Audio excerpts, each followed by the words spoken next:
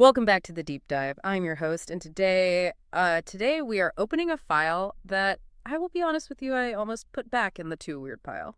I mean, it is definitely a dense one. It really is. The source document we are looking at is titled The Transformation from Multicode 4.0 to Multicode 6.0. And usually when we see version numbers like that, we are expecting, slightly faster cloud protocols or maybe better security patches for smart fridges. Right, standard incremental tech upgrades. Exactly, but this is not incremental. I started reading this, and suddenly I'm seeing terms like arithmetic resonance and the DNA of numbers, and my personal favorite, the ghost manifested. Yeah, it sounds a bit supernatural, doesn't it? It reads less like an industrial manual and more like a mix between advanced cryptography and almost like number mysticism. But the source material insists this is the absolute immediate future of industrial architecture. So help me out here. Are we building factories or are we summoning spirits? It definitely feels that way at first glance, but I think we need to ground this immediately. Despite the esoteric names, this is actually extremely hardcore German engineering. It is all grounded in something called the Zara-Zeta resonance theory. Okay, Zara-Zeta resonance theory still sounds a bit sci-fi. True, but the mission of this document is very practical. It is explaining how industrial systems are evolving from rigid top-down hierarchies into fully autonomous networks. Networks that actually use the mathematical DNA of numbers to self-organize. Right, and to understand where we are going, we should probably briefly set the stage with where we started. The document spends a lot of time tearing down the old system, which is multicode 4.0. Yes, the Old Testament of this story, if you will. Multicode 4.0 was based on the RAMI 4.0 architecture. That stands for Reference Architecture Model Industry 4.0. And that is the world of the digital twin, right? Like, Uh, if you have a physical motor in a factory, you create a digital copy of it on a screen to track how hot it is or how fast it is spinning. Precisely. And in RAMI 4.0, that digital twin is created using what they call an administration shell. An administration shell.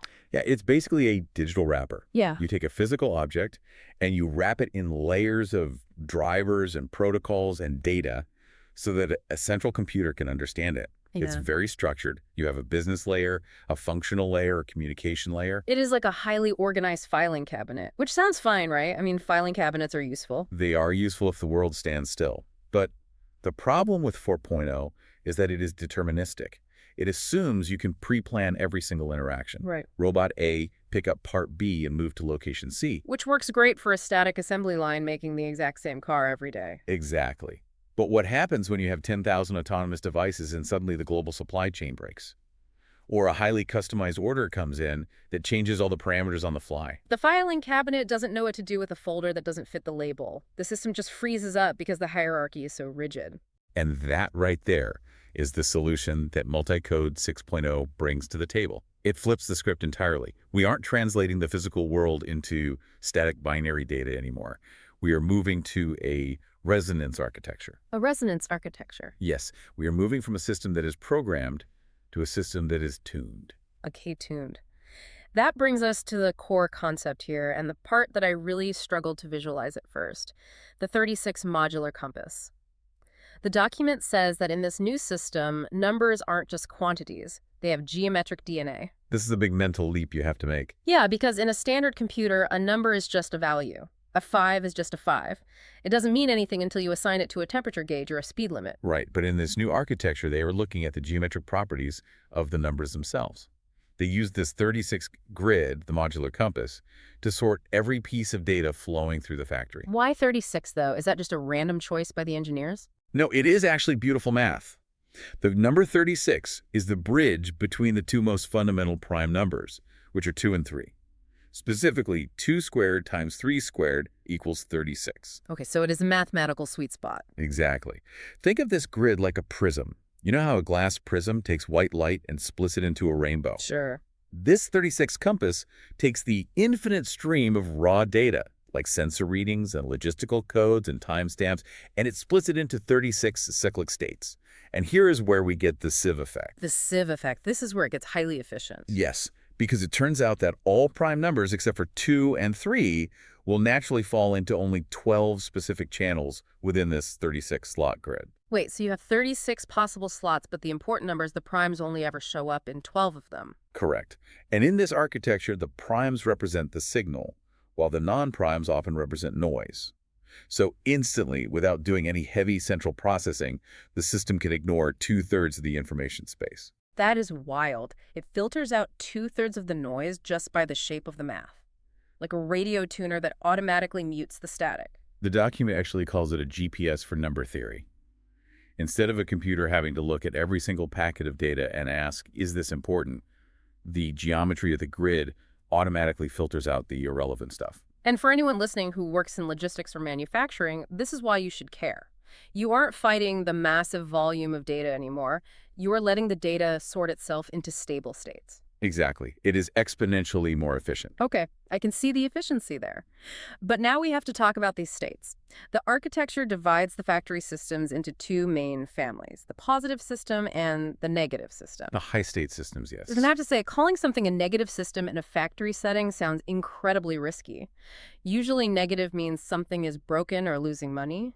But the text suggests this is actually where the genius lies. Let's start with the positive system first, though. What is that? The positive system is what we traditionally want in engineering.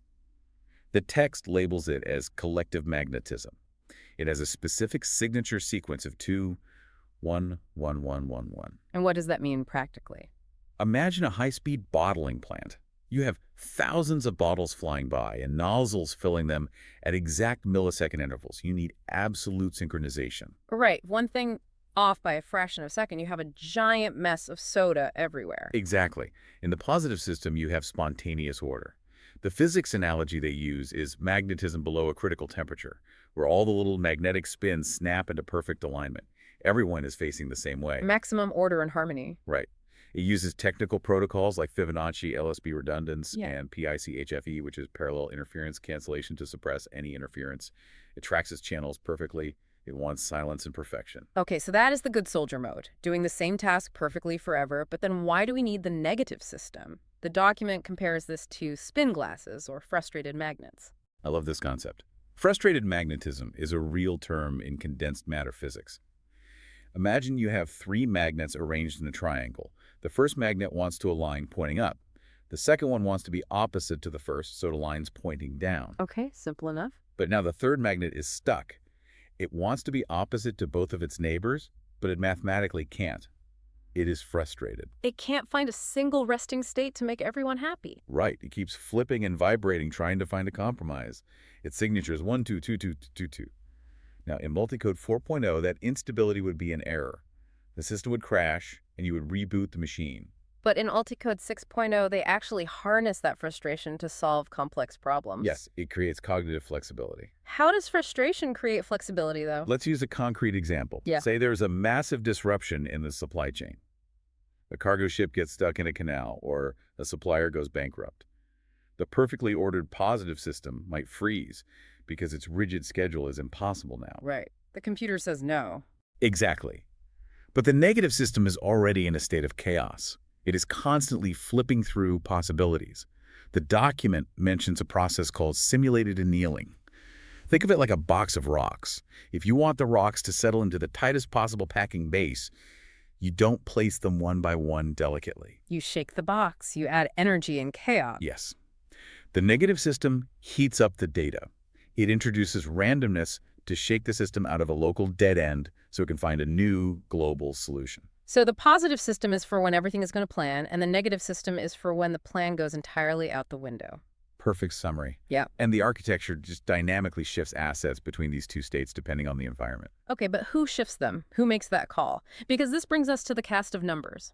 The document identifies specific prime numbers as the actual tools doing this work. Yes, the primes are the agents. And this is where the terms get very flowery again. We have pillars and gatekeepers and the ghost manifested. Let's start with the pillars. The primes 5 and 7. Why are these two numbers the bosses of stability? It goes back to that 36 grid geometry. The document explains that 5 and 7 are stability anchors because they possess core 0 points. Core 0 points. What is a core 0 point, practically speaking? Think of a spinning top. When a top is spinning perfectly, the very center point, the axis technically isn't moving relative to the spin. It is a gravitational null point. Like the eye of the storm. Right. In this mathematical grid, the numbers 5 and 7 act as those gravitational centers. They have 8 of these core 0 points each. They anchor the system.